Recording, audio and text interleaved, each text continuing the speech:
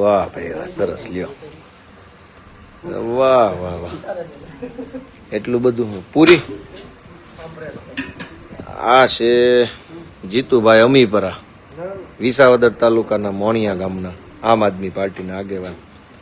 જાયમું હો ભાઈ, આ તો જાયમું. આપણે જમાવાનું છે પછી.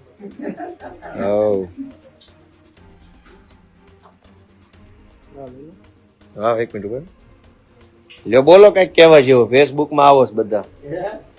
આ પૂરી તો સારી બનાવો છો. વાહ ભાઈ વાહ, લ્યો કઈક કયો બે શબ્દો. હા બાટીલા, હા તો મોટા આવે. આ ઓલ્યો તાવો કરે ને ઈ લેવલ ની પૂરી છે. આ તાવામાં આવી મોટી આવે. સાચું સાચું.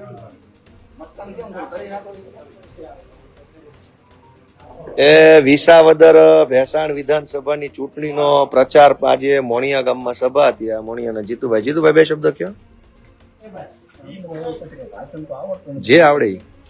મોણિયા ગામમાં જે સભા હતી અમારે એ પૂરી કરીને પછી આપણે અહીંયા આવ્યા. આખો પ્લાનિંગ સમજે.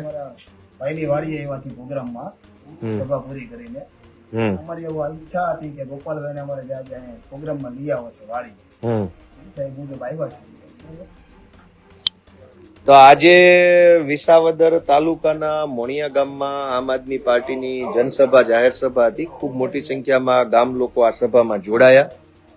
હમણાં જ બસ અત્યારે તે સભા પૂરી થઈને મોણિયા ગામની સીમમાં એટલે કે ખેતરમાં અત્યારે આવ્યા છે. એવો પ્રોગ્રામ ચાલુ છે. બાટી ને કઈક દાળ ને બધું બને છે. લ્યો ભાઈ, હા મને અમને બતાવો. આમ ફેરવીને બતાવો. હાલ્યો બધા બટન દબાઈ જાય. અત્યારે અમે બધા આવી ગયા છે મોણિયા ગામમાં. બધું ગરમા ગરમ બની એટલે વાડીએ પ્રોગ્રામ છે, મજા લઈએ. એટલે આવું ક્યારેક ટાઈમ મને બાકી તો પ્રચારમાં ગીરની મજા છે. કેરી પાકી ગઈ છે ગીરમાં. બધા મિત્રોને વિનંતી છે, આવો આ વિસાવદર ભેસાણ ગીરની ભૂમિમાં કેરી ખાવું. આ પ્રોગ્રામ ચાલુ છે. પ્રોગ્રામમાં આવો. આ બધા અમારા મિત્ર ડાયરો આપવા બેઠા. ડાયરો બતાવો. આપો ડાયરો. ડાયરો આખો બેઠો છે. આપણે હરીશભાઈ સાવલી. હરીશભાઈ આમ રાખો, આમ રાખો. આ મોણિયા ગામની આપણે સભા પૂરી કરીને આજ જરાક ડાયરો રાખ્યો છે ઘર ઘર અને આ વાડીએ પ્રોગ્રામ છે. કયો દેશ અહીં આજે ભોજન લેવાનો અવસર મળ્યો છે વાડીએ, અને એ પણ જીતુભાઈ અમીપરાની કૃપાથી. તો આજે અહીંયા દાલ બાટીનો પ્રોગ્રામ છે. મોણિયા ગામની સભા પૂરી કરી સારી સભા. અને આજે મોણિયા ગામના લોકોએ આજે ડાયરો પ્રોગ્રામ કર્યો છે.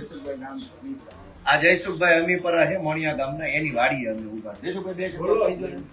પણ આ તમે આવ્યા નહીં સારું કાંઈ. હા ભાઈ અહીંયા સુલે બેઠા એનું કઈક કયો તો બે શબ્દો કયો કઈક સુલે આમ હોવું લ્યો જરા કયો. હાલો હું કેવા માંગુ છું. હે પૂરી બનાવીને ઢોલિયા ઢાળે જો ખાટલા છે. વાડીએ બેઠા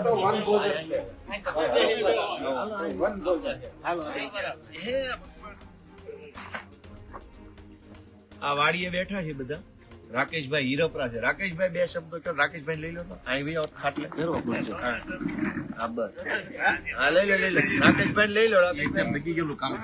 હા ડોનાલ્ડ ટ્રમ્પ ઉપર ગુસ્સે. My friend Donald.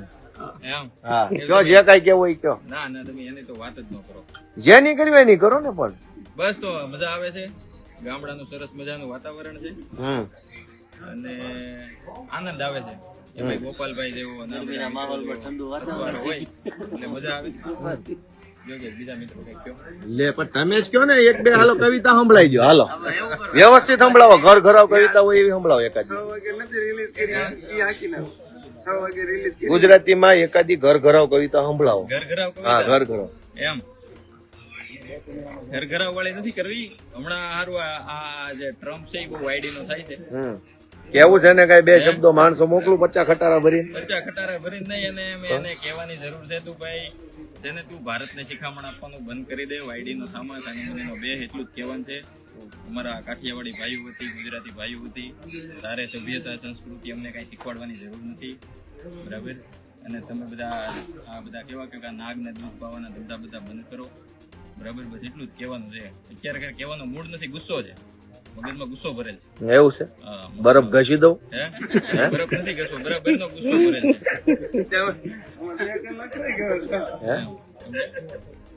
પોતાને નાક ધોવાની ને છેડા કાઢવાની ખબર નથી પડતી અને આપણને ચોખ્ખાઈની શિખામણ આપે એટલે ગુસ્સો છે. 3 દીથી મંડાણો છે, આ નથી લેતો, આમ કરવું જોઈએ, અને કોઈ કહેવા વાળું કહેવા વાળું જ નથી. બસ ઈ જ વાંધો. એને કઈ ભાઈ તું વાયડી નો થામા, બધા ગુજરાતી જો અમેરિકા પાસ આવી આવશે ને તો મરી જવાનો થયો છો. આ તો ઠીક છે, બધા ત્યાં રહેશે ત્યાં સુધી સારું છે. નકર હમણાં જો બધું ગુજરાતી ખાલી થઈ જાય ત્યાં કાંઈ ન વધે.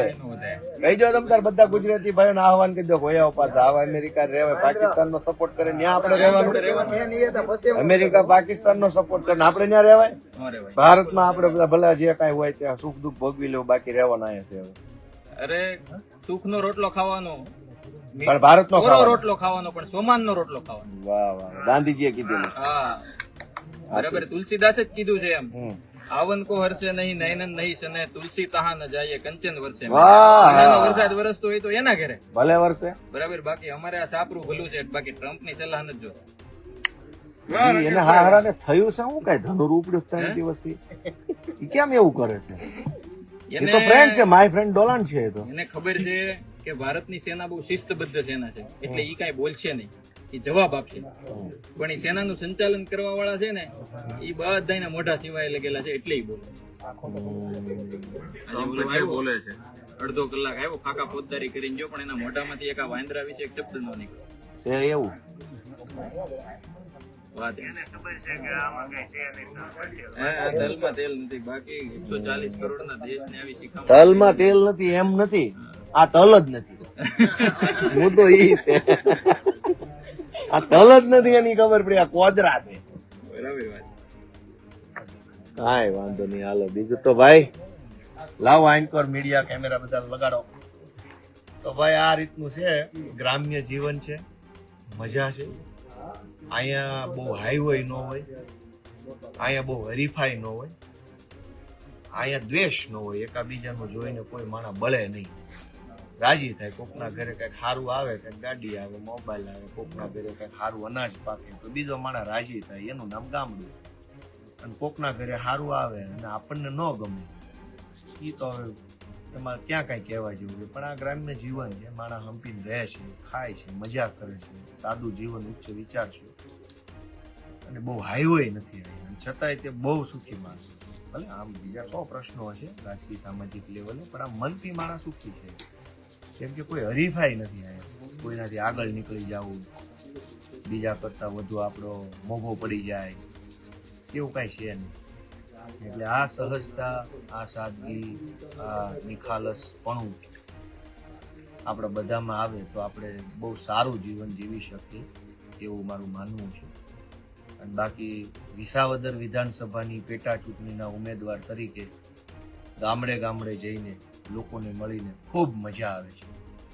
અનેક પ્રકારના માણસો મળે છે, એમની પાસે અનેક પ્રકારની વાતો છે, એ વાતોમાં ઘણો મરમ છે. કેમ કે વાત દિલમાંથી નીકળેલી છે, ચોપડામાંથી કે કોઈના કહેવાથી, વોટ્સએપમાંથી નહીં, પણ વેદનાની વાત છે. એટલે અનેક વાતો છે, એ જાણવાની, એ સમજવાની, એ મરમી વાતોનો મરમ જાણવાની બહુ મજા આવે છે. અલગ અલગ જ્ઞાતિના લોકો મળે છે, અલગ અલગ વ્યવસાય, ખેતી કરતા હોય, મજૂરી કરતા હોય, ટેમ્પો હાંકતા હોય, ગામડે ગામડે જઈને ભંગાર ખરીદતા હોય, કોઈ ઢોરનું કામ કરતા હોય. તો એ માણસોના પોતાના જીવનના અનુભવો કે વ્યથાઓ એ જાણવા, એ સમજવા, એ બહુ એક મારા માટે એક ગૌરવની ક્ષણ છે કે આપણને તક મળી છે કે છેવાડાના માણસની વાતને સાંભળી શકે. તો વિસાવદર, ભેસાણ અને જુનાગઢ ગ્રામ્ય અને બગસરાના કેટલાક ગામડાઓ, આટલો ક્ષેત્રની અંદર આ વિસાવદર વિધાનસભા છે. અત્યાર સુધીમાં ઘણા ગામમાં હું ગયો છું. ખાસ કરીને અહીંયાની 2-4 બાબતો ખરેખર ખૂબ આપણું ધ્યાન આકર્ષે, આપણને પ્રભાવિત કરે એવી છે. સૌથી સારી બાબત એ છે કે અહીંયા બધા જ ગામડાઓમાં હું ફર્યો, પણ ખેતી પ્રત્યે ક્યાંય પણ કોઈ પણ વ્યક્તિને અરુચિ હોય એવું મને ક્યાંય જોવા ન મળ્યું છે. મારા માટે બહુ, રાકેશભાઈ તમે નોંધ લીધી હોય તો, કે ખેતીને લઈને કોઈ પણ માણસના મનમાં કોઈ નેગેટિવિટી નથી, એટલે ભાગો નથી કરવી ખેતી, આ ન કરવું, હીન કામ હોય ને જે કે આ કામ હું નહીં કરું, એવી ભાવના કોઈ ગામમાં કોઈ જ્ઞાતિના કોઈ માણસની પાસે મને જોવા નથી મળી. ઉલટાનું બધા જ માણસો ખેતીને બહુ પ્રેમ કરે છે. આ વિસ્તારમાં મેં જે જોયું, ખેતીને ચાહે છે.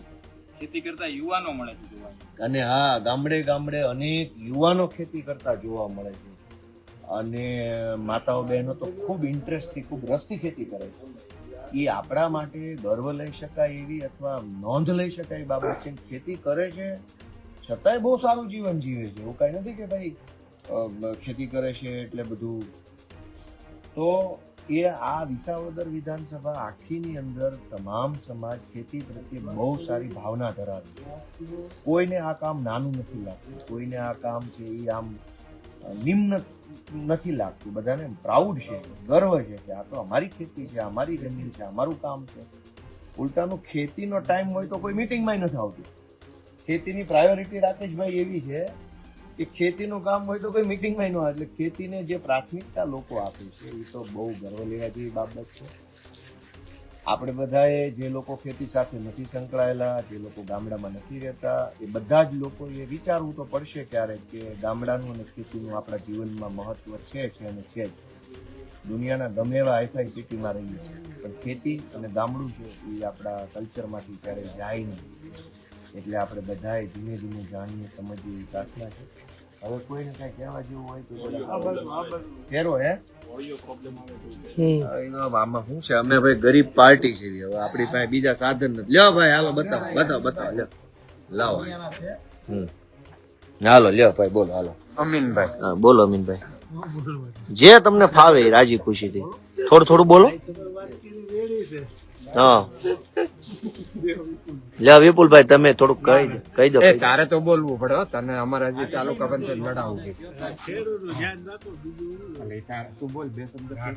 નહીં તો નહીં લડાવીએ તો કાંઈ નહીં લડવી એમ કાંઈ નહીં, એમ થોડું હાલે ભલામણ. આ કાંઈ મૂકી દેવાય. તે હાલો ભાઈ, તો હવે આ ડાયરો હંકેલી લેવી. બધાને રામ રામ.